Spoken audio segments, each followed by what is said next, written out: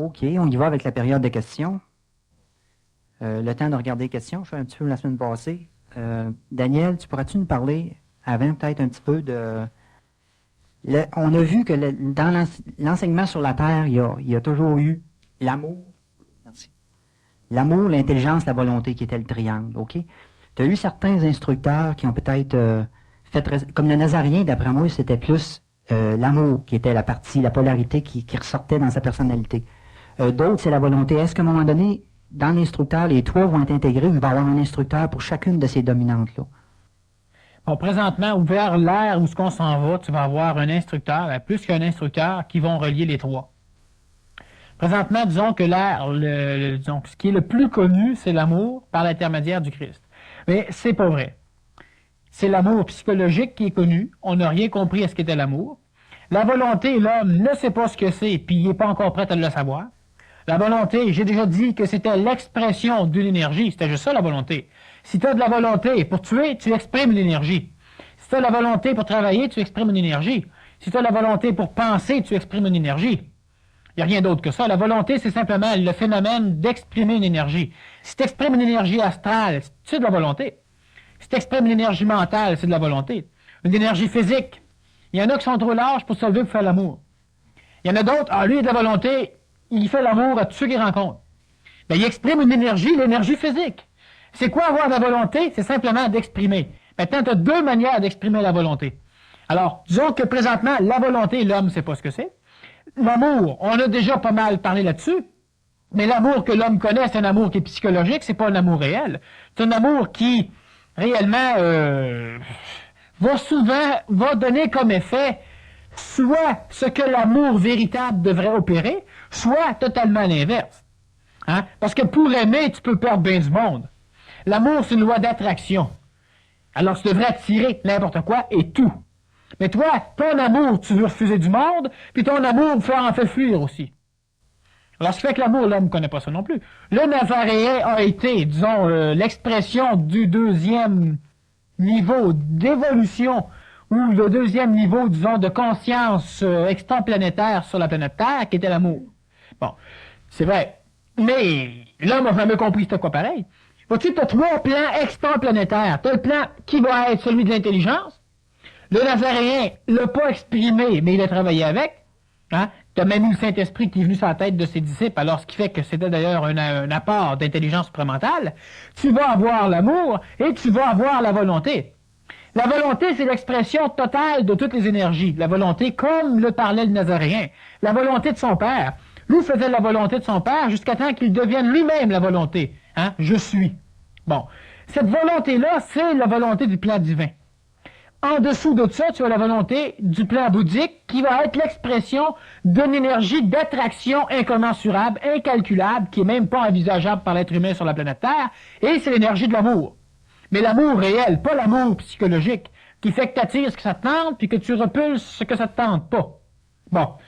En bas de ça, tu vas avoir l'énergie supramentale qui va être l'intelligence, le Saint-Esprit. La première chose qui est arrivée sur les disciples, c'était pas l'amour. Ça a été l'intelligence. Une fois intelligents, ils ont pu avoir accès à l'amour. L'histoire n'en parle pas là-dedans, dans la Bible. Bon. Mais l'homme, c'est ce qu'on a enseigné. On a parlé de volonté. Ça veut dire, ben lève-toi puis fais le don. Mais fais le don quoi? Ce que je t'ordonne ou ben non le désir que tu as? Mais si le désir que tu as, c'est un désir, donc ça vient de l'astral, le fait de le faire, c'est d'exprimer la volonté du Père du ciel. Donc, d'exprimer la volonté du Père astral. Mais pas d'exprimer la volonté dans le sens réel du terme. C'est pas ça. La volonté astrale s'exprime continuellement. Que tu brailles ou que ben non, que tu ris, t'exprimes la volonté du Père astral. Que tu travailles ou que tu flammes, que tu fasses rien, t'exprimes encore la volonté du Père astral. Bon, exprimer la volonté du mental, c'est quelque chose. Certains le font. On est de plus en plus portés à le faire. Mais encore là, on ne sait pas c'est quoi la volonté.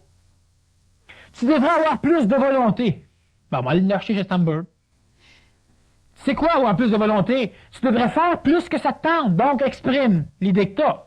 Ça, c'est la volonté. L'amour, c'est quoi l'amour? Ben, l'amour non plus, l'homme ne connaît pas c'est quoi l'amour. Hein? On ne s'entretue pas pour l'amour véritable. Et puis, si tu regardes l'intelligence, ben l'intelligence, c'est la seule chose qu'on peut commencer à connaître. Fait qu'au lieu de parler, disons, d'amour réellement, on peut en parler de l'amour. On peut passer une soirée à en parler de l'amour. Vous n'allez rien faire avec ça. Vous ne pouvez pas rien faire avec ça, c'est pas vivable pour l'homme. Il faut que ce soit compris. Pour être compris, il faut que l'homme soit intelligent. Alors, parlons donc d'intelligence à la place. Hein, ça va être plus pratique, plus commode. L'amour, c'est une chose qui a été, disons, exprimée d'une façon plus ou moins parfaite, mais d'une façon extraordinaire par l'entité astrale. Les forces sataniques, les forces noires sont des forces astrales, alors automatiquement on a vanté l'amour tout partout. Aime ton prochain comme toi-même. C'est une belle phrase, mais qui c'est qui l'a employée? Tu sais, il y a même des fois que tu tombes pas à face. Fait que imagine-toi partir avec une chose comme ça. Ça a donné ce que ça a donné. L'amour, c'est pas ça pantoute. Alors, on ne connaît rien de l'amour, mais vous ne pouvez rien connaître de l'amour. L'amour véritable, on peut l'intellectualiser un petit peu, mais de là à le descendre dans la matière, autrement dit, à l'appliquer, ben non, c'est pas faisable. La volonté, non plus. La volonté, on peut en parler. On peut en parler quand des individus sont prêts à en entendre parler. Quand ils sont capables de bien comprendre, de discerner entre la volonté psychologique, la volonté d'eux-mêmes, et la volonté extraterrestre en ce sens que c'est une volonté qui peut relier la planète Terre, donc la volonté du plan supramental, du plan bouddhique ou du plan divin. Donc, la volonté du plan intelligent, supramental, la volonté du plan amour ou aimant, attirant, ou la volonté du plan volontaire, qui est la volonté à son summum.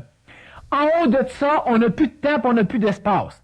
Ben, c'est ce que le Nazaréen a réussi de façon à, disons, à fusionner. Alors, au lieu de parler d'amour et tout ça, on serait bien mieux de parler d'intelligence. L'intelligence, c'est votre faculté que vous allez avoir de plus en plus à recevoir des énergies. La communication se fait qu'au niveau de l'énergie.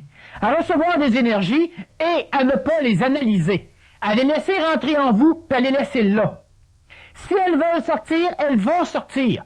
Vous savez pas c'est quoi l'amour, aimez-les pas, ces énergies-là. Autrement dit, essayez pas de les conserver. Parce qu'une énergie, c'est une longueur d'onde. La longueur d'onde, elle doit se propager. Si elle se propage pas, elle va être écrasante de murs, ben, non seulement elle diminue de vitesse, à la longue, donc elle se densifie, ce qui fait que tout ce qui est intelligent en vous finit par être digéré par votre plan astral, donc par servir à votre manipulation. Plus vous allez vouloir apprendre pour vous conscientiser, plus vous risquez d'être manipulé. Ça, on l'a vu souvent.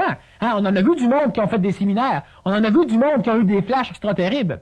Bon, on a vu du monde qui ont eu plein de choses, puis qui ont capoté complètement. Parce que plus tu apprends, t'as pas le choix, il faut que tu apprennes. T'es tellement perdu qu'il faut que tu apprennes maintenant. C'est plus juste vibratoire, il faut que tu apprennes.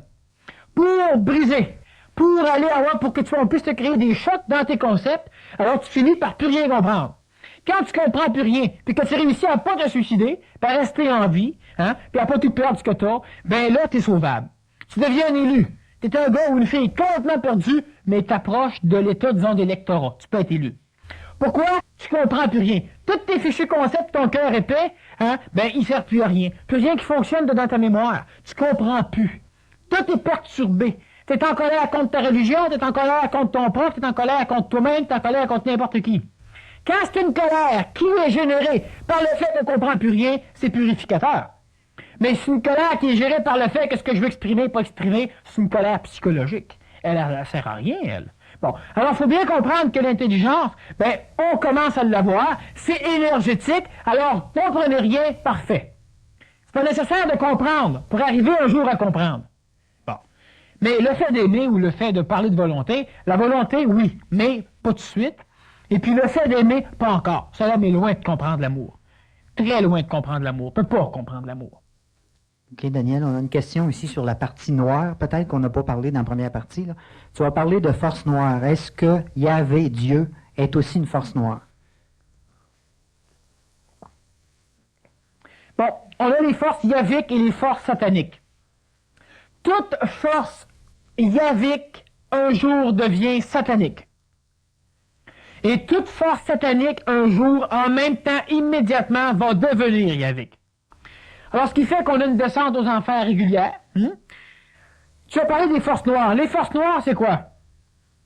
Les forces noires, c'est tout ce qui, présentement, gère la planète Terre. On a déjà pensé que la planète Terre était dirigée par des intelligences. Alors, on parlait de gouvernement invisible. Toutes les intelligences qui dirigent la planète Terre ne sont que des réactions. C'est une intelligence artificielle, c'est pas une vraie intelligence. Bon. Alors, si tu regardes les forces sataniques, les forces noires, Satan, c'est qui? Lucifer, c'est qui? Ça a l'air bien bizarre d'en parler, mais à un moment donné, il est temps qu'on commence à en parler, justement. Pourquoi? Parce qu'il y a énormément de maladies qui vous habitent, qui sont des démons. Hein? C'est drôle d'entendre ça d'une personne qui parle supramental, mais c'est ça. Bon. Les forces noires, ce sont des forces qui, premièrement, n'ont pas d'emprise sur les individus qui ont suffisamment de potentiel vibratoire énergétique, soit astral, haut, ou soit supramental, pas mental. Le mental ne peut rien faire contre une force noire. On va définir c'est quoi une force noire.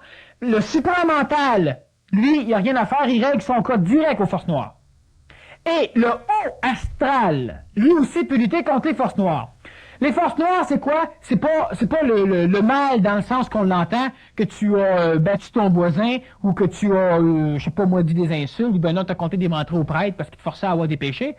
Bon, quand t'as confessé, ok, c'est pas ça le mal. Le mal, c'est pas ça.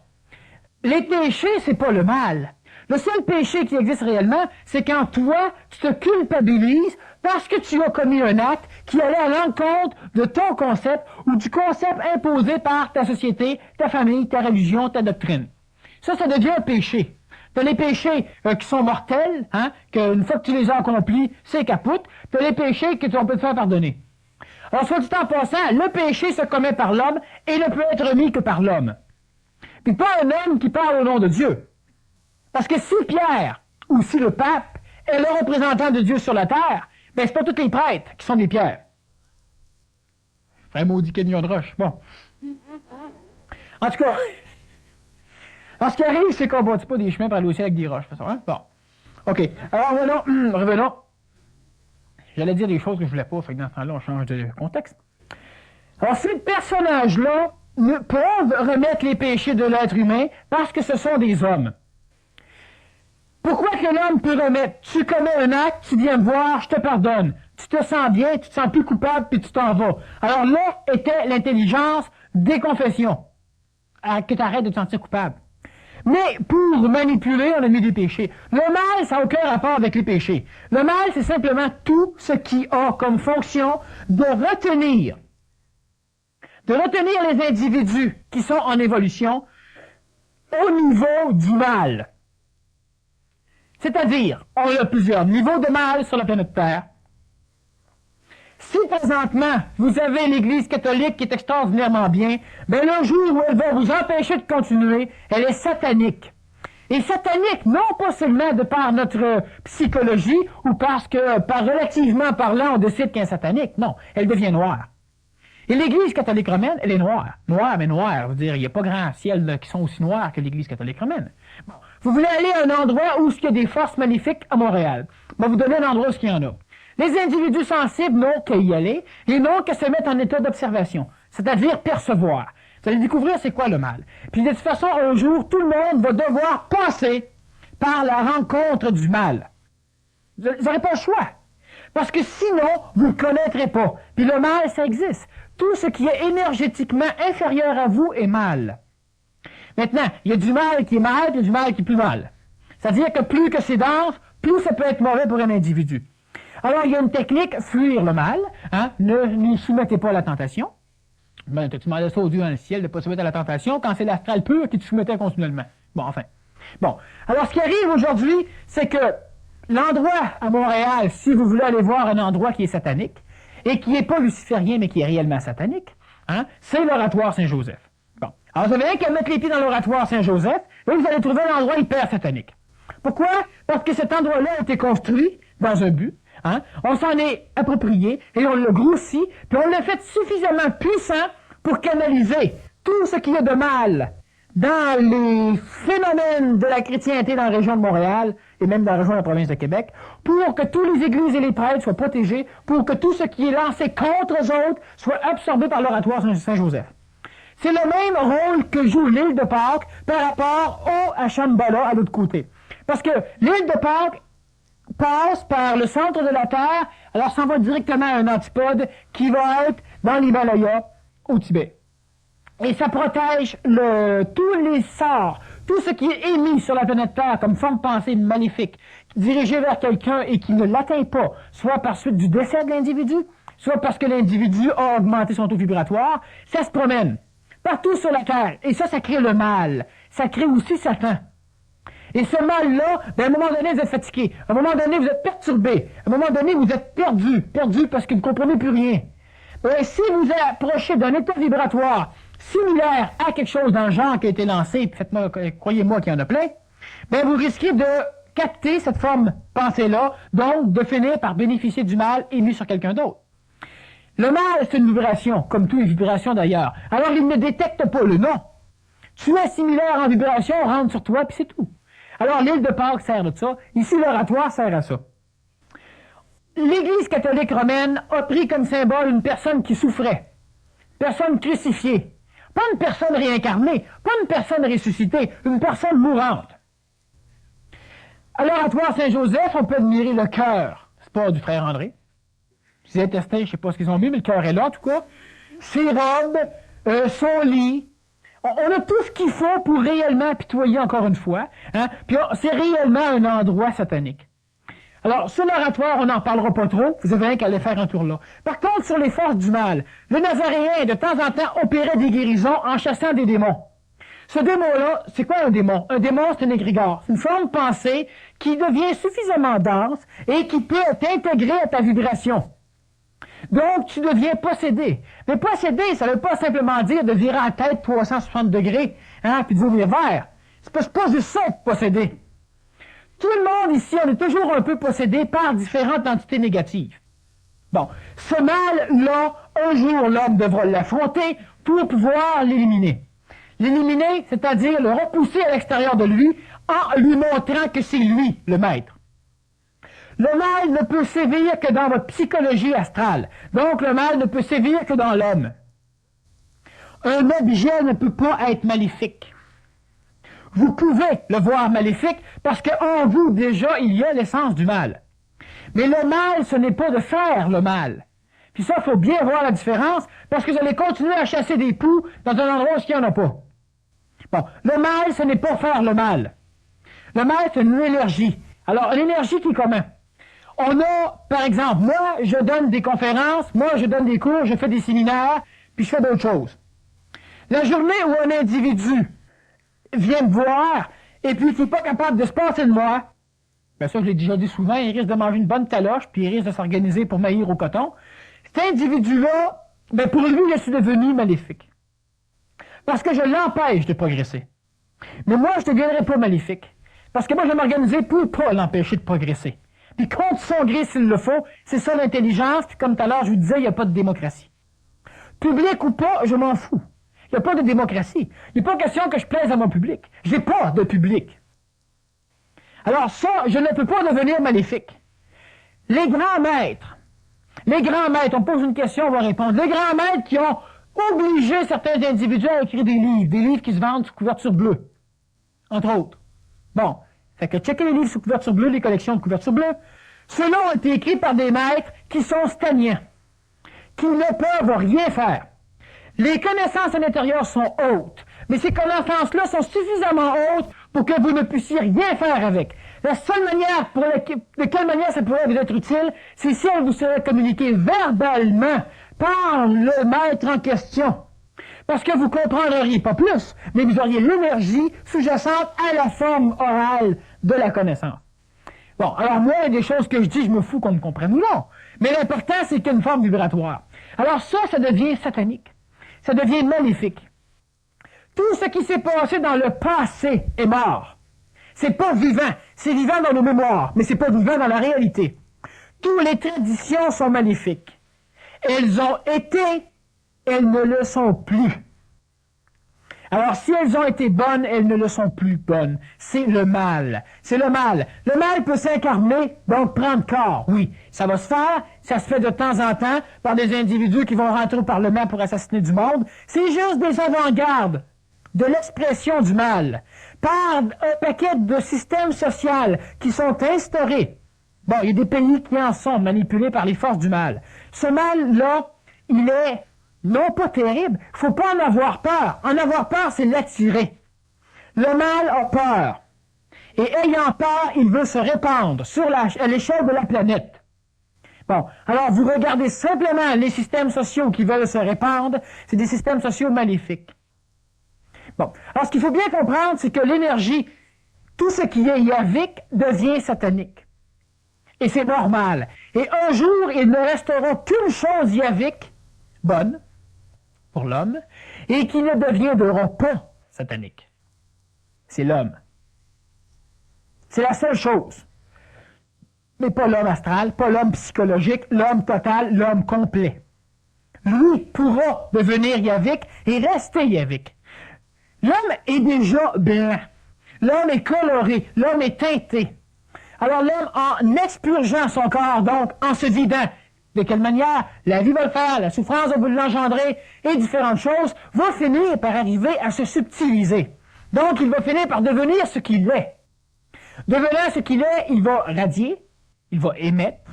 Hein, il ne faut pas juste réfléchir les paroles du Christ, il va être capable de les radier. Ça va venir de lui-même, c'est bien différent. Les prêtres réfléchissent des choses, hein, comme les miroirs. La majorité des conférenciers réfléchissent des choses. Il y en a d'autres, par contre, qui parlent parce que l'énergie passe à travers eux. Alors, ce qui va arriver à un moment donné, c'est que l'homme va pouvoir faire ça, et automatiquement, tout ce qui a été expurgé, tout ce qui est maléfique, va être augmenté en vibration pour redevenir yavique. Alors, il faut bien saisir que tout ce qui est bon cache en lui l'essence même du mauvais. Puis c'est votre attachement à ce qui est bon qui va le rendre mauvais. C'est plus bon, on le laisse tomber, on l'oublie, on ne détruit pas le mauvais. Parce que ce qui est mauvais pour vous, et même satanique pour vous, peut être très bon pour un autre. C'est plus rien à faire avec le mauvais. La religion vous a amené ici, parfait. La religion, c'est une chose absolument comme vous voudrez. Ceux qui sont encore là-dedans, parfait, laissez-le là. Daniel, pourrais-tu parler de la différence entre le fait d'être ici présent, comme on est à soir, puis le fait d'écouter une cassette? L'énergie, de quelle façon qu'elle travaille chez un individu? D'une façon puis de l'autre. Bon, vu que c'est oral sur une cassette, l'énergie travaille. Mais l'énergie, elle opère beaucoup plus subtilement en présence de l'orateur que sur une cassette. Sur une cassette, ça fonctionne. Ça fonctionne, mais jamais autant. Ici, c'est que tu ne peux même pas interpréter. Sur une cassette, tu peux interpréter. Ici, tu as le choix à t'en aller ou rester. Sur la cassette, tu as bien des choix quand tu écoutes une cassette. Alors, ce qui fait que disons que j'ai accepté qu'on enregistre puis qu'on diffuse les cassettes parce qu'il y a un fait qui est réel au niveau de l'énergie sur la cassette. Hein? C'est aussi une information orale, mais surtout au niveau énergétique. Écrit, ça serait différent. Il faudrait que je l'écrive de façon à ce que ça suscite des bouleversements dans l'astral de l'individu. C'est la seule manière que ça peut faire. Si tu as quelque chose d'écrit, il faut que ça te bouleverse. Autrement dit, il faut que ça te rentre dans les tripes, comme on dit. Il faut que ce soit typiquement astral. Je peux pas écrire un livre supramental. C'est pas le temps de publier ça présentement. Le monde, ils vont lire, le monde, ils vont l'intellectualiser, on va en faire une philosophie ou n'importe quoi. Puis tout le monde qui va prendre connaissance de ça, c'est du monde qui va être perdu. Parce qu'ils vont tellement avoir de connaissances que leur astral va pouvoir se servir qu'on ne pourra même plus leur parler. Ça va être le genre d'individu que tout à l'heure on a parlé, justement. Alors, ce qui fait que sur cassette, c'est bon. C'est pas extraordinaire, c'est bon. OK. Une petite question aussi qui est plutôt drôle. Tu vas parler de M. Trudeau. Pourrais-tu parler de M. Lévesque? Bon, ben, M. Lévesque a aussi son rôle à jouer, mais j'en parle pas, parce que c'est un rôle, disons, qui est différent, énormément différent de M. Trudeau. Disons que Pierre Elliott a un rôle formidable, fantastique, grandiose, extraordinaire à jouer au nom du Canada, donc du Québec. Et puis, ben, René Lévesque, c'est différent. OK. Lorsque ça revient encore sur la partie noire un petit peu, lorsque je suis seul, je me sens observer. Il me semble percevoir une forme, mais lorsque je regarde de face, je ne vois rien. La vibration de ces présences sont constantes. Peux-tu définir un peu ceci? Oui. Bon, alors ces présences maléfiques-là, qu'est-ce que c'est? C'est simplement une hypersensibilité de l'individu qui se conscientise ou qui tout d'un coup arrive à être en affinité avec une forme d'énergie particulière de l'astral. Mal, non. Non. J'ai déjà vu des fantômes, j'ai déjà vu des gros monstres, j'ai déjà vu bien des affaires. Je me suis déjà fait écraser par un train sur une plage au Guatemala. Et puis, c'est des phénomènes énergétiques qui sont maléfiques, qui essaient simplement de venir nous perturber, de nous empêcher de progresser. Bon. Il y a bien des choses à faire avec ça. Premièrement, on peut leur parler. Hein? La seule chose qui est importante, c'est qu'à l'intérieur de nous, il n'y ait pas trace de ces choses-là. S'il y en a trace, ben, automatiquement, on va finir par y croire. Je ne demande pas d'y croire, c'est vrai. Mais il y a une différence entre constater quelque chose et finir par croire. Si vous commencez à croire qu'effectivement, il y a quelque chose de bizarre, ben, vous allez le rendre encore plus bizarre. Parce que la croyance, c'est la non-compréhension d'un fait. La constatation aveugle d'un fait. Alors, on veut s'ouvrir les yeux. On ne cherche pas à voir ce que c'est, on essaie de se l'expliquer ce que c'est. On n'arrive pas à voir dans ce temps-là, on voit ce que ça nous tente. On va les croire. Alors, qu'est-ce que c'est rien? Vous pouvez leur parler. Vous n'allumez pas de bâton d'encens. Vous pouvez crier après. Vous pouvez lui demander de s'en aller. Vous pouvez lui dire bien les choses. On en a déjà un petit peu parlé. Disons que l'exorcisme, c'est ça. Mais à un moment donné, chaque individu ici, vous allez devoir devenir exorciste. On a une personne qui est venue un jour ici au Canada, au Québec entre autres, et qui a lancé publiquement que toutes les fichus prêtres qu'on avait dans la province de Québec étaient du monde qui avait peur des forces noires, qui avait peur de Satan, et qui se refusait aux exorcismes. C'est pas tout à fait vrai. La moitié des prêtres ne croient pas à Satan. Et l'autre moitié en ont peur. Ceux qui ne croient pas peuvent être autant manipulés que ceux qui en ont peur. Lui a dit qu'un prêtre se devait d'être exorciste. C'est vrai. Mais chaque individu aussi, vous devez de devenir exorciste. Pourquoi? Parce que les forces sataniques, les forces noires, c'est pas des forces dangereuses. C'est pas parce qu'un truc arrive avec une queue fourchue, ben non, je sais pas quel genre de phénomène, qui est dangereux. Nous, on le catalogue comme étant dangereux. Bon, ces forces noires-là prennent naissance en vous. Vous les attirez à vous et vous vivez avec. C'est donc à vous de vous arranger pour transformer ce qui est en vous en énergie supérieure pour automatiquement éclairer l'extérieur.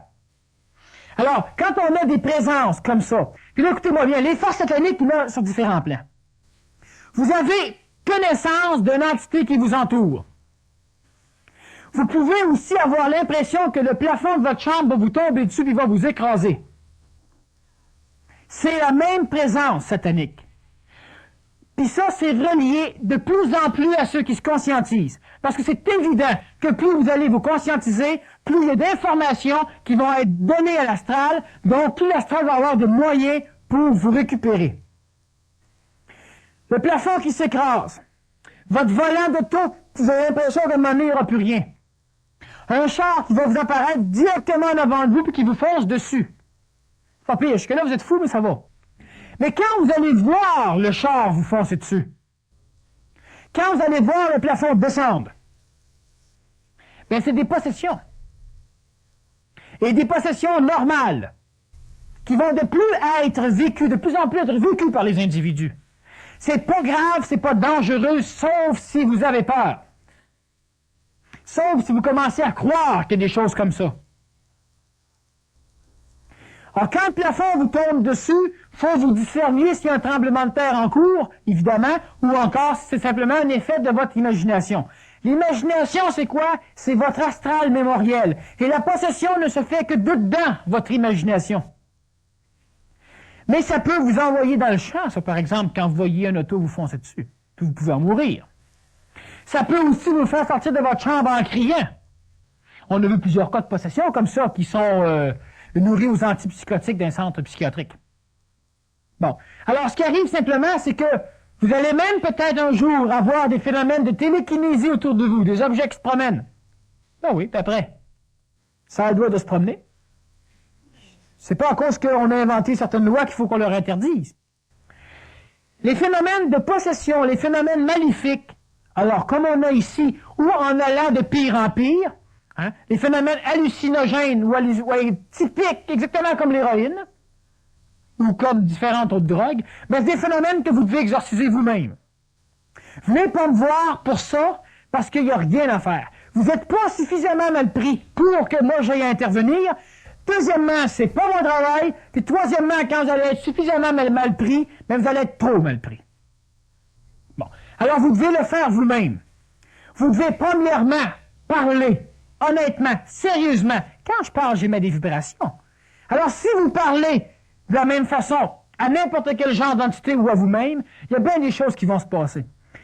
Les phénomènes d'exorcisme que vous allez devoir de toute façon opérer de plus en plus, il y en a de tous les genres, mais ça, c'est des phénomènes qui sont de plus en plus fréquents. Hein? Vous n'en parlez peut-être pas entre vous. Certains viennent m'en parler à moi, par contre. Hein? Alors, c'est des phénomènes de plus en plus fréquents et qui vont l'être de plus en plus. Comme ceux qui ont monté sur certaines montagnes toutes les années, quasiment, ça arrive là pour fuir la fin du monde. Bon, ben, c'est des phénomènes sataniques qui sont possédés. Vous pouvez tuer quelqu'un parce que vous êtes possédé, mais vous pouvez aussi être convaincu que l'autre va vous tuer. Puis si vous êtes quelqu'un qui voulait vous défendre, ben vous pouvez le tuer. Vous pouvez aussi l'amener à le faire, puis vous pouvez aussi vous imaginer. Puis l'imagination, laissez-moi vous dire que ça concrétise énormément de choses quand on a peur. Il y a du monde qui sont devenus fous à attendre des apparitions monstrueuses. Hein, il y en a qui pensent qu'il y a plein de monstres entre le lit. Bon, puis il n'y a jamais le pied dépassé ou le main dépassé de le lit quand ils dorment, tu sais. Bon. Mais il y en a à un moment donné, ça devient tellement dangereux qu'ils ne peuvent plus dormir.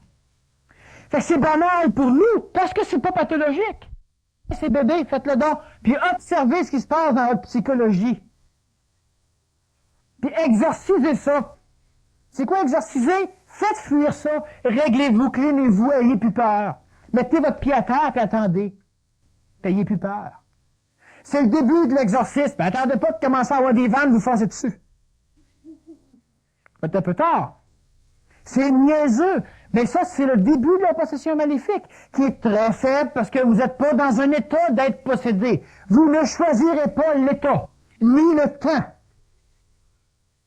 Parce que vous n'êtes pas prêt à choisir ça. Donc, vous ne le savez pas. Si un jour, vous ne serez pas mal pris.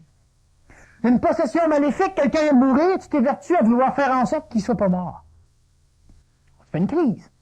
Tu brailles, tu t'en remets pas. Tu peux décider que tu rentres en contact avec. Oui, c'est vrai, on peut rentrer en contact avec eux autres. Non seulement ça sert à rien, ça les retarde, puis ça nous retarde. Nous, je parle de la planète au complet. Mais ça peut amener encore d'autres formes de superstitions qui vont vous posséder. Alors, les trucs qu'on perçoit, ben, percevez-les, c'est normal, exorcisez-vous. Hein? Exorcisez ou exercisez-vous. Exercicez-vous. À un moment donné, c'est plus grave. C'est plein dans l'air, on en respire à pleine bouffée. Alors, maintenant qu'on commence à en sentir par les pores de la peau, ça nous fait peur. Ça a toujours été là. C'est perpétuellement là.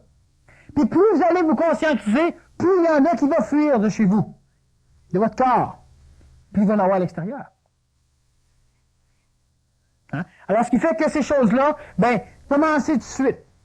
Fermez la lumière, puis placez vos pieds en dehors de votre lit. Présentement, le temps est lourd et on le ressent par le comportement des gens qui ne comprennent pas ce qui se passe. Pourrais-tu expliquer ce phénomène causé par cette sorte d'énergie qui dérange tant de monde? C'est drôle que toutes les questions vont l'un après l'autre. C'est-à-dire qu'on change jamais de sujet. Hein? J'ai rien contre, c'est bon? On t'en pose un autre, Daniel. La radioactivité. Je réponds à ça, ça marche. OK, ce qui arrive simplement, c'est que présentement, le temps est plus lourd, c'est-à-dire que le temps est de plus en plus maléfique et satanique. On en a parlé un peu la semaine dernière.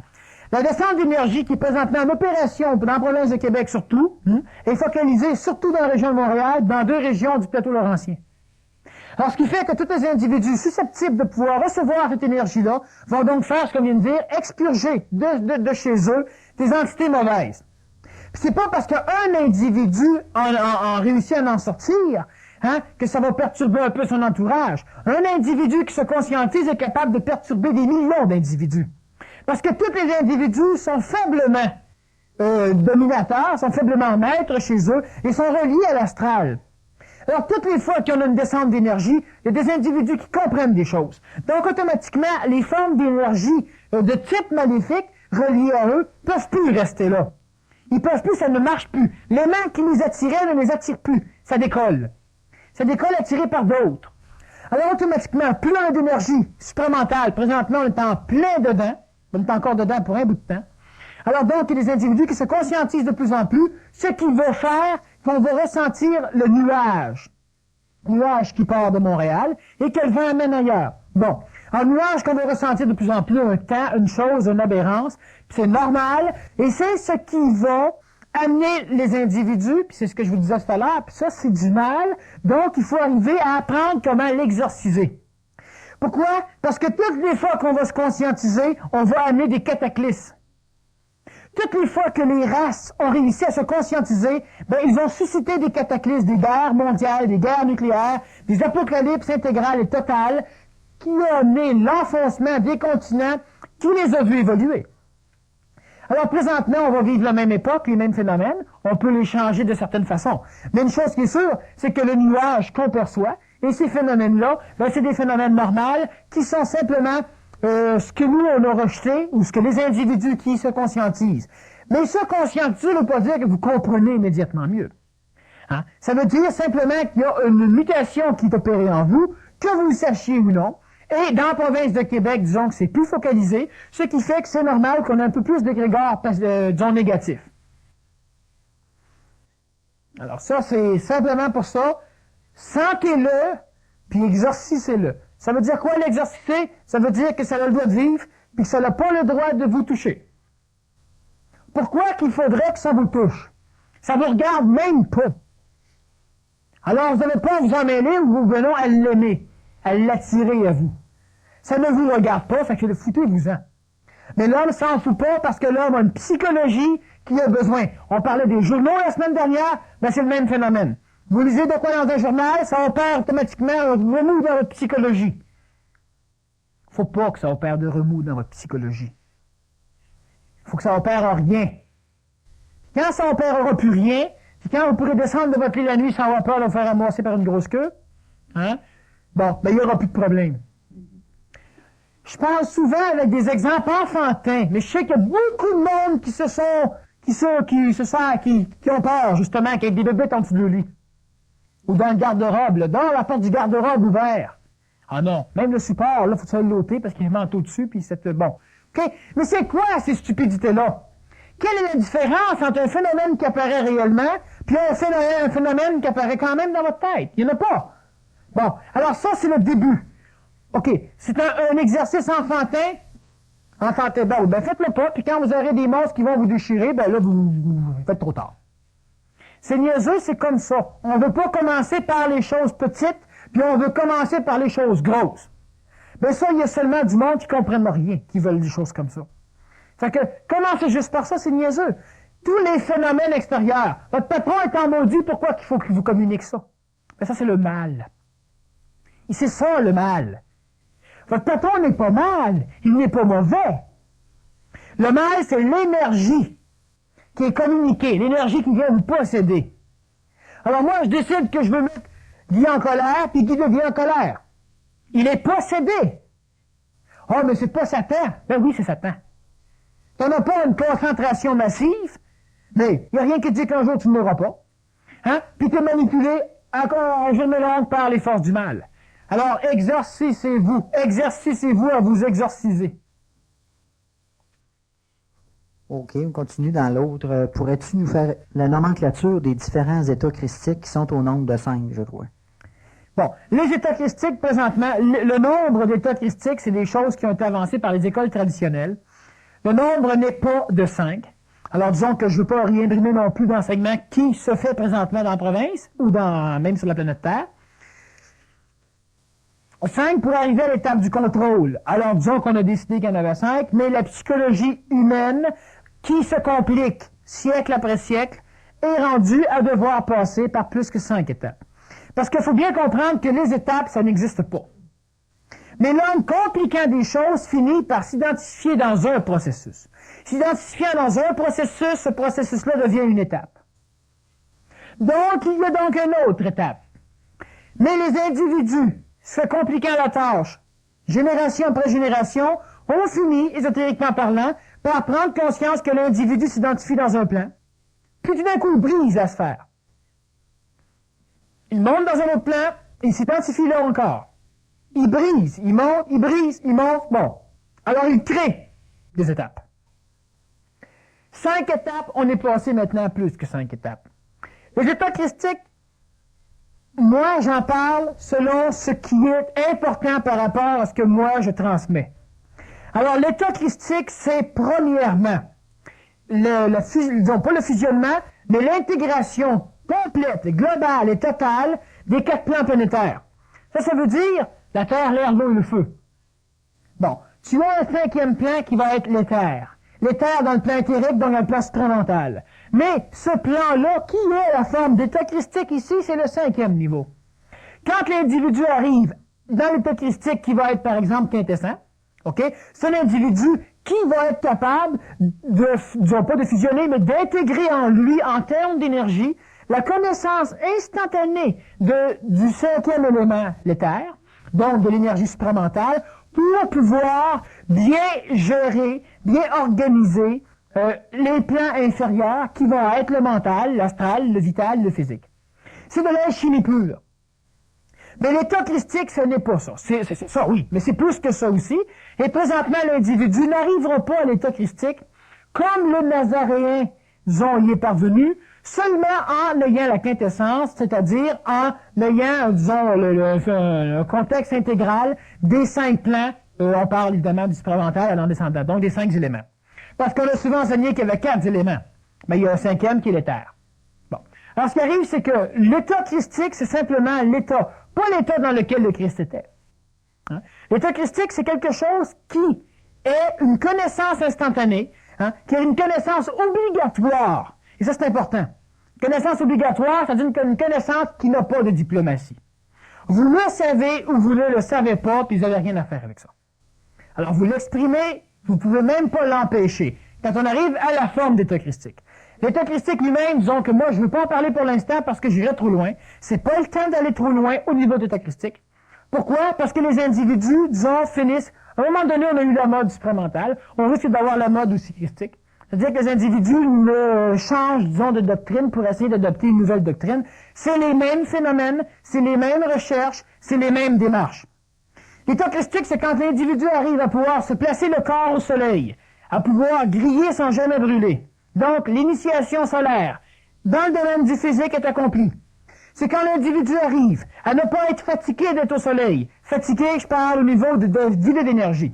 Alors, s'il peut faire cela, et ça ne pourra le faire seulement quand le corps physique ne brûlera plus, alors là, l'individu peut, c'est-à-dire que l'individu vient d'accomplir l'initiation solaire au niveau de la vitalité. Quand l'individu va aussi être capable de recevoir dans sa psychologie des énergies intelligentes qui viennent du plan solaire, c'est-à-dire qui sont d'une vibration tellement plus haute, vibration se rapprochant de la lumière, vibration psychologique. Et ce n'est pas la vibration psychologique de notre ciel planétaire. C'est une vibration psychologique extraplanétaire. Similaire à l'énergie supramentale, mais de type astral, disons similaire à celle de la planète, mais une énergie psychologique connaissante beaucoup plus avancée que l'énergie psychologique astrale de la planète. Quand l'individu va être capable de vivre ça, sans qu'il y ait d'orgueil qui soit suscité en lui, certains prêtres, à un moment donné, certains disciples, certains contactés extraterrestres, à un moment donné, se croient à être le nombril du monde. Bon. Alors, ce qui arrive, c'est qu'ils ont eu un début d'initiation solaire, même s'ils n'étaient pas prêts, parce qu'on doit y des connaissances qui peuvent arriver à un moment donné, mais ils ne sont pas prêts. Quand vous arrivez à pouvoir regarder le soleil en face, sans mourir, donc sans expression d'orgueil, vous venez de passer l'initiation solaire astrale. Il y a une initiation solaire au niveau mental, il y a une initiation solaire de type supramental qui est la descente de l'Esprit Saint global, et là, tu as atteint l'état christique, disons, prôné par l'alchimie depuis longtemps. OK? Bon. Mais l'état christique, c'est que l'être humain va être capable d'avoir, parce que ce qu'on a fait, c'est qu'on a enseigné à l'être humain qu'il y avait une école élémentaire. Puis après l'école élémentaire, était parfait. Mais il y a l'école secondaire, il y a l'université, mais ça, on leur dit pas. Parce que s'ils veulent tout ça, ils vont même pas se lancer dedans la recherche. On est rendu qu'on n'a pas tout fini l'école élémentaire. Alors maintenant, ne sautons pas sur nos grands chevaux, il reste l'école secondaire à faire. Alors, l'état christique n'est pas complété dans un 5e étape. Hein? Il y a plus que 5 étapes. Et puis, quand on arrive même à avoir la conscience christique, c'est différent de vivre l'état christique, le travail commence. On vient de terminer le travail global dans notre phénomène galactique, mais il reste encore du travail parce qu'on est juste un peu à travers le reste de l'univers. Bon. Alors, disons que l'état christique, c'est ça. Que conseillez-vous à la masse pour l'instant? Qu'est-ce qu'une conscience consciente? Pourquoi ai-je des problèmes avec mon moi, Jésus de Nazareth, entre parenthèses?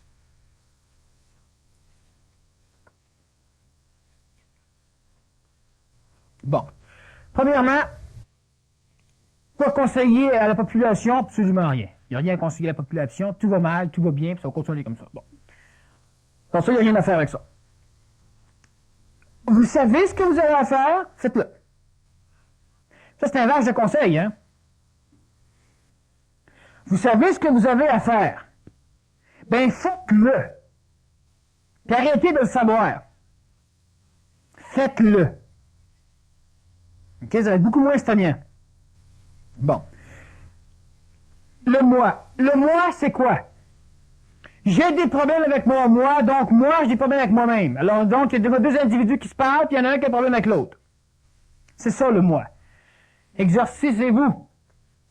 Que votre moi soit nazaréen ou non, hein, je ne vais pas trop revenir là-dessus parce que dans, disons, la conférence sur la réincarnation, on explique suffisamment les phénomènes de réincarnation, donc toutes les possibilités que les individus peuvent avoir de différents phénomènes vibratoires qui viennent les habiter lors des processus de réincarnation. Le fait de finir par se sentir être le nazaréen. Ben, Jésus de Nazareth, ou Jésus le nazaréen pour être plus précis, ne s'est pas réincarné, ni qu'il n'est pas mort. Son corps matériel s'est désintégré dans le tombeau, c'est ça qu'on va trouver. Et puis, il ne peut pas habiter personne sur la planète Terre. Par contre, ce qui peut habiter quelqu'un, c'est la mémoire du nazaréen. Et toutes les personnes qui vont prier parlent à cette mémoire-là. Toutes les personnes qui finissent par avoir une espèce d'identification au nazaréen sont reliées à cette mémoire-là. Et cette mémoire-là, au cours des temps, se désagrège. Elle devient transformée par les mémoires de tous ceux qui croient et de tous ceux qui ont parlé et de tous ceux qui pensent au nazaréen. Donc, la mémoire du nazaréen est de moins en moins probante. Hein? Elle est de moins en moins vérifiable et de moins en moins originale. Ce n'est plus la mémoire du nazaréen de l'époque, premièrement. Alors, qu'est-ce qu'on a à faire? Ben, on n'a rien à faire. Il faut simplement continuer à se perturber, continuer à vouloir avoir des connaissances, ou continuer simplement à vivre comme un enfant. J'ai déjà dit que l'homme avait des problèmes, ben l'homme devait les souffrir, ces problèmes-là, puis que l'homme devait se poser des questions, pourquoi il y a les problèmes, mais que l'homme ne devait pas s'imposer de répondre à ces questions. Alors, la masse, leur conseiller, c'est ce que je vous ai dit. Qu'est-ce que la conscience consciente? Mais la conscience consciente, c'est une conscience qui se rapproche de la conscience absolue. La conscience, chez l'homme, c'est premièrement l'expression de la volonté. De la volonté de type supramental, premièrement. Donc, ce n'est pas l'expression des volontés inférieures. Volonté planétaire. Alors, quand on arrive à avoir une conscience consciente, c'est simplement parce que c'est l'énergie supramentale en nous qui s'exprime et qui, elle, vient dire à notre énergie mentale, à notre énergie astrale, à notre conscience astrale et mentale, que ce qui est présentement exprimé par l'intermédiaire du véhicule, donc de l'homme en question, est réel, authentique. Alors, ce qui fait que, n'étant pas teinté, cette conscience, elle est là, elle est réelle. Et la seule énergie consciente qui peut arriver à être consciente qu'elle est consciente, c'est l'énergie supramentale chez l'homme. L'énergie supramentale ne peut pas être consciente. Elle ne peut être consciente qu'une fois exprimée par l'être humain.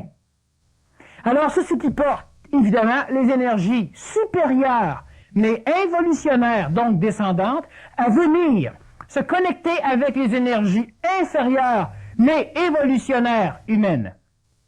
Elles ont besoin de nous et on a besoin d'eux. Alors, ce qui fait que Dieu a un problème humain et l'homme a un problème divin.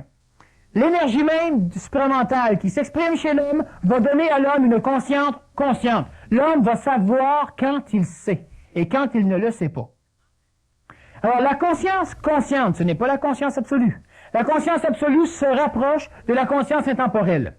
Conscience globale immédiate, sans passé et sans futur. Donc, évidemment, sans présent. Hein? Parce que le présent, c'est un des deux. Bon. Alors, la conscience consciente, c'est quelque chose que l'homme, présentement, ne peut pas aborder. C'est quelque chose qui va être touché par les individus pendant certains laps de temps, lors d'un contact réel et total avec l'énergie supramentale, et non pas avec son relégat astral. Deux questions. La première, l'énergie est-elle plus forte en novembre qu'en septembre? Tu réponds à ça? Bon, l'énergie tellurique vitale est plus forte en novembre qu'en septembre. Par contre, présentement, l'énergie supramentale descend en novembre, descend en décembre, en janvier, en février et mars, Mais c'est simplement parce que la Terre traverse présentement un faisceau d'énergie supplémentaire qui est émis par le centre pas de notre univers, disons, mais des univers. Alors, ce qui fait que ça n'a pas rapport au moi lui-même. Par contre, ce qui arrive, c'est qu'on a eu, disons, une recrudescence d'énergie vitale solaire au courant de l'été, ce qui fait que l'homme va vivre d'une façon perturbante ou bizarre ou encore dynamisante, dépendant des individus, le retour des énergies telluriques vitales planétaires. Ce qui fait qu'au printemps, où ce qu'on va avoir un retour d'énergie solaire vitale, ben alors encore là, on se ressent encore, disons, soit encore perturbé ou soit dynamisé. Alors ça, c'est simplement un effet d'énergie vitale. En novembre, on n'a pas plus d'énergie intelligente qu'on en a le reste du temps. On a plus d'énergie de type vital, donc tellurique. Est-ce que la neige joue là-dedans? Je veux dire, le fait que la Terre soit gelée, tu parlais la semaine dernière des énergies belzébuthiennes ou telluriques. Est-ce que la neige joue un rôle de... La neige, elle a comme seul rôle un rôle curatif chez l'homme. La neige, c'est un médicament extraordinaire pour l'homme. Et l'homme qui serait capable de prendre la neige, de la faire fondre et de la boire, ce serait un individu qui ramasserait des phénomènes vitaux, extraordinaires. C'est encore plus énergisant pour l'homme de boire de la neige, pas de la manger, une fois fondue, de boire de la neige, que de prendre du soleil ou que de manger tout ce qui pousse dans le sol. Pour deux raisons. Premièrement, la neige, c'est de l'eau qui traverse donc toute l'énergie de l'air, c'est de la pluie. Donc, elle ramasse l'énergie vitale solaire. En arrivant au sol, elle est en contact direct avec l'énergie tellurique. Donc, l'eau, c'est extraordinaire. C'est pour ça qu'on s'en est servi dans tous les cultes. Hein? Mais la neige, elle a un avantage immense sur l'eau. La neige, c'est qu'elle est passée par un état de cristallisation particulière de gouttelettes d'eau, donc ce n'est pas de la glace, et chaque cristaux a une forme différente, et chaque forme émet une onde de forme. Et cette onde de forme-là va donc amener une forme de vibration à l'intérieur même de chaque cristaux ou de l'air qu'on respire, parce que l'hiver, on n'a pas la même air. Hein? Il y a beaucoup de phénomènes qui sont changés l'hiver, mais là où il y a de la neige. Pas de la neige recouverte de sludge ou de calcium. Hein? Des cristaux qui vivent, là, je te parle. Bon. Alors, en forêt, un peu partout où on a de la neige, on a une espèce... Regarde l'énergie solaire qui descend dans la neige l'hiver. Une journée ensoleillée où tu fais de la raquette dans la neige. C'est absolument différent parce que l'énergie solaire te pénètre en même temps que l'énergie tellurique sous une forme nouvelle mariée. Hein? L'air au complet que tu respires a un prana qui va être solaire tellurique, donc absolument différent de n'importe quand. Et si tu fais fondre la neige, l'effet des cristaux, donc de l'énergie émise par les ondes de forme de chaque cristaux qui sont différents, mais tous bénéfiques parce qu'ils ont une forme très particulière, ils ne sont pas tridimensionnés. Ils le sont par leur épaisseur, mais pas en termes de cristaux, hein, c'est des formes bidimensionnelles, qui, eux, vont amener chez l'homme, des formes circulaires bidimensionnelles, géométriques, qui vont amener chez l'homme, au niveau de son énergie vitale, des phénomènes très proches de l'énergie vitale, de la santé chez l'être humain. Alors, ce qui fait que de boire de la neige fondue, une fois qu'elle est fondue, tu as de l'eau. Si l'eau est trop froide, tu la laisses encore se réchauffer, mais disons qu'une heure après que la neige soit fondue, l'eau vient de perdre ses propriétés, disons, magnétiques, que vont lui donner la cristallisation des gouttelettes d'eau. Alors, ce qui fait que la neige, l'hiver, on va avoir un phénomène absolument différent en termes d'énergie, et c'est pourquoi aussi que ce sont les pays nordiques, les pays enneigeux, qui vont le plus arriver à avoir des contacts, y compris l'URSS, y compris nous autres. Mais regarde l'Europe, ils ont de moins en moins de neige.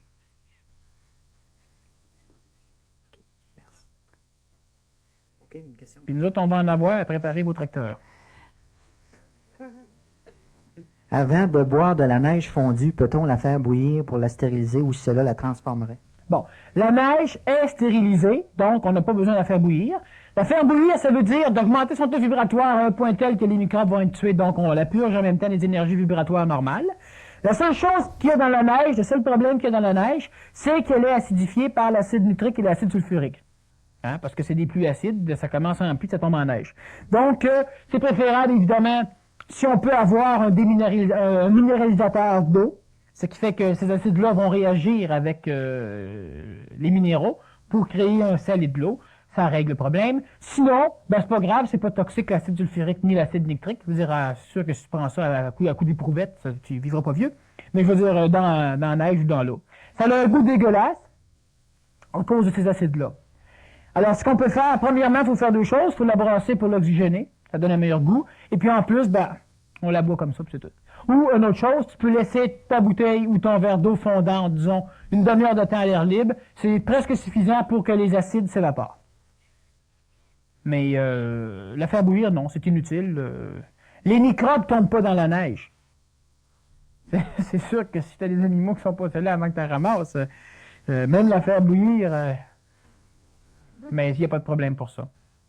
Et au niveau de la volonté, exprimer la volonté, de la volonté, c'est-à-dire de la créativité. Cela peut-il signifier que l'énergie en circulant mieux dans le corps puisse causer une circulation de sang plus rapide, une sensation de douleur au cœur par suite d'une plus grande pression? Merci. Bon.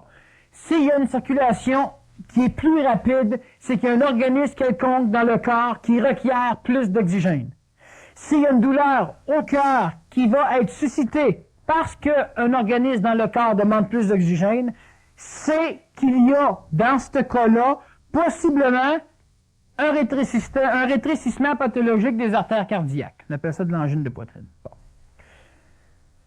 Alors, ça peut être vécu par les émotions, ça peut être vécu par un excès aussi de travail. La volonté, ce n'est pas d'exprimer l'énergie créatrice. Ça, c'est une forme de volonté. La volonté, c'est exprimer une énergie. Ça, c'est une forme d'énergie. Par contre, exprimer une énergie, donc exprimer la volonté, fait effectivement, disons, circuler l'énergie beaucoup plus rapidement à l'intérieur du corps. Ça, c'est évident. Alors, c'est exprimant plus rapidement et mieux, elle va donc créer un champ électromagnétique autour de vous qui devrait normalement, si vous avez de la volonté, parlons de la création, attirer à vous ce qui va vous permettre d'exprimer votre créativité. Si vous avez suffisamment de volonté, donc si vous exprimez suffisamment votre énergie créatrice, vous allez attirer autour de vous ce que vous avez besoin. Et ça va pour n'importe quel genre d'énergie. Si on l'exprime, on a la volonté. Il y a deux moyens d'exprimer l'énergie, une bonne et une mauvaise.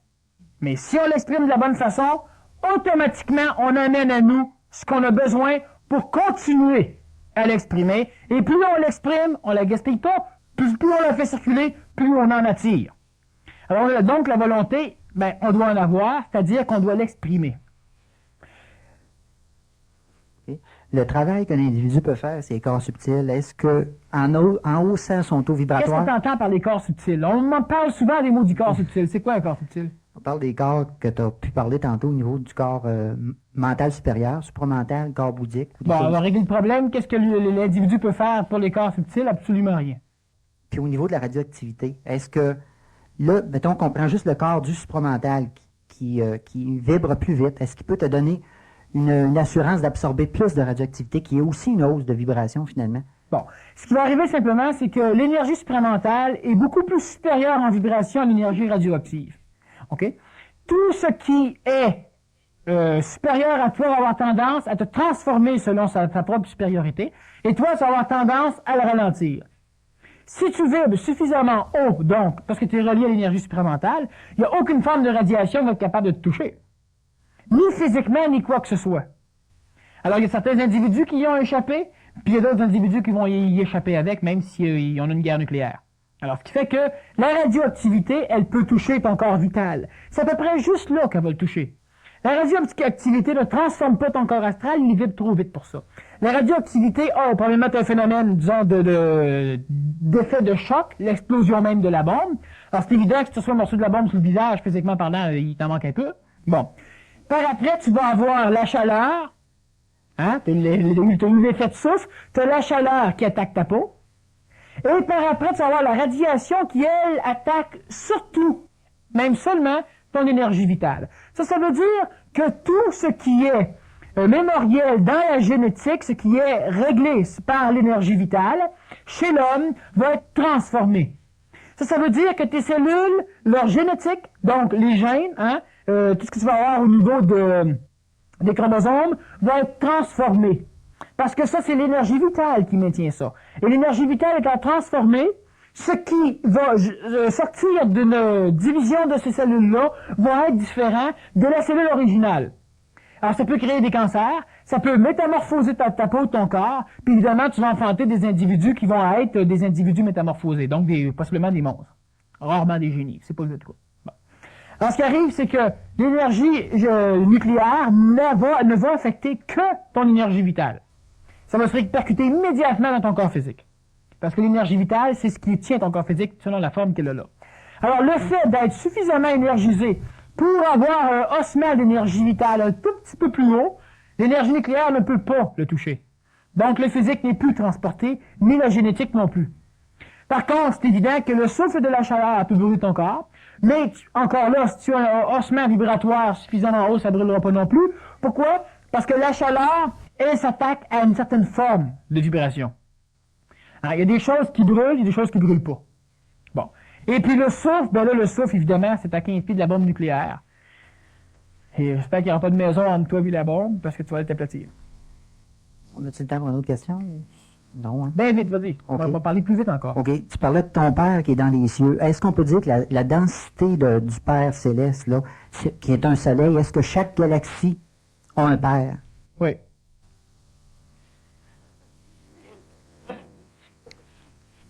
Merci, Daniel. Bonsoir.